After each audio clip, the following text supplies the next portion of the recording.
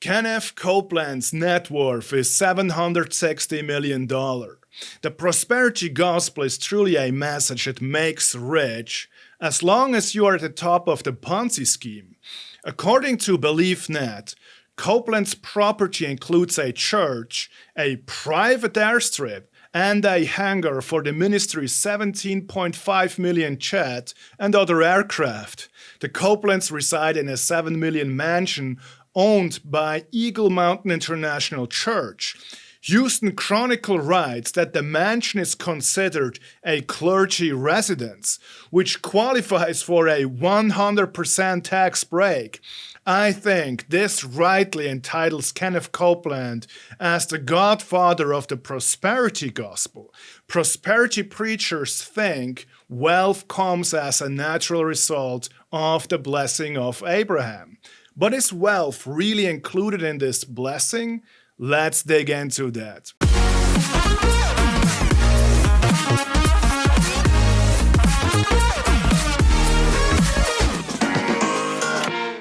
The terminology, the blessing of Abraham, comes from Galatians chapter 3. This is what the Apostle Paul writes in verses 13 to 14. Christ redeemed us from the curse of the law, having become a curse for us. For it is written, "Cursed is everyone who hangs on a tree," in order that in Christ Jesus the blessing of Abraham might come to the Gentiles, so that we would receive the promise of the Spirit through faith. Kenneth Copeland and many other prosperity preachers believe that the blessing of Abraham includes wealth. I mean, this sounds plausible, doesn't it? Abraham himself was a very wealthy man. So the reasoning goes like this. Because Christ redeemed us from the curse of the law, which includes poverty, the blessing of Abraham, which includes wealth, now goes to the Christian. But is this really what Paul is trying to tell the Galatians? Let's untangle that step by step. First, what does Paul mean by the curse of the law? Prosperity preachers think it is a reference to the list of curses in Deuteronomy 28. There you would find curses such as infertility, defeat, pestilence, madness, sickness, and impoverishment. But hold on a second, Paul writes about the curse, not curses. The singular noun is also present in the Greek text. Therefore, it seems unlikely that Paul is referring to a plurality of curses. What then is he referring to? Paul is talking about the curse of doing the works of the law.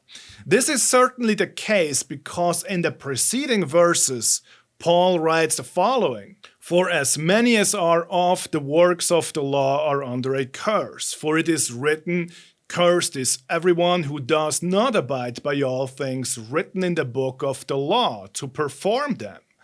Now that no one is justified by the law before God is evident, for the righteous man shall live by faith." So you can see Paul uses the term curse of the law in a very different sense than what prosperity preachers claim. Paul is concerned about the matter of justification. The law is a curse because no human being can live up to its standard to earn righteousness. This is why the law is a curse. It requires the impossible and eventually only judges us. But Christ came to fulfill the law so that when we have faith in Him, we are justified. The reason why Paul emphasizes justification by faith so much is because the Galatians were misled by a group called the Judaizers. The Judaizers, although in many ways agreeing with Christians, created a system of works righteousness. And this is what Paul tries to correct, particularly in chapter 3 of Galatians. Now, the second thing we want to find out is, what does Paul mean by the blessing of Abraham? What is the actual substance of this blessing?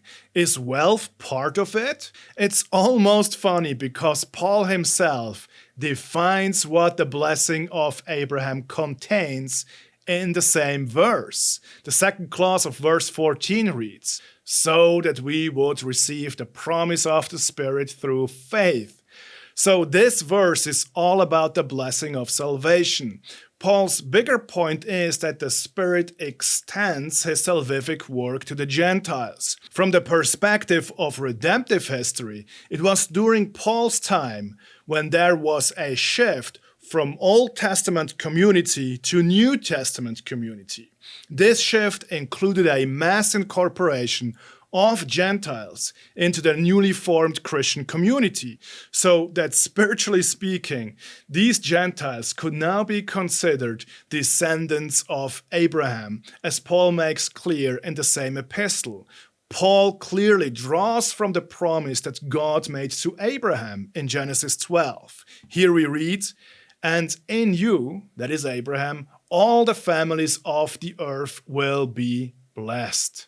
Now, some might say that the Hebrew word for blessing can refer to the prospering of someone, and this is true. But as you can see, Paul does not interpret the universal blessing of the Abrahamic covenant in such a way.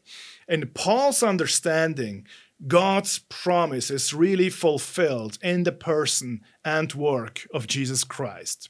What is even more interesting, contrary to the narrative of the prosperity preachers, Abraham himself did not turn from poverty-stricken to wealthy when God ratified the covenant. No, Abraham was already rich when God appeared to him the first time. This is what we read in Genesis 12:5. Abram took Sarai his wife, and Lot his nephew, and all their possessions which they had accumulated, and the persons which they had acquired in Haran, and they set out for the land of Canaan.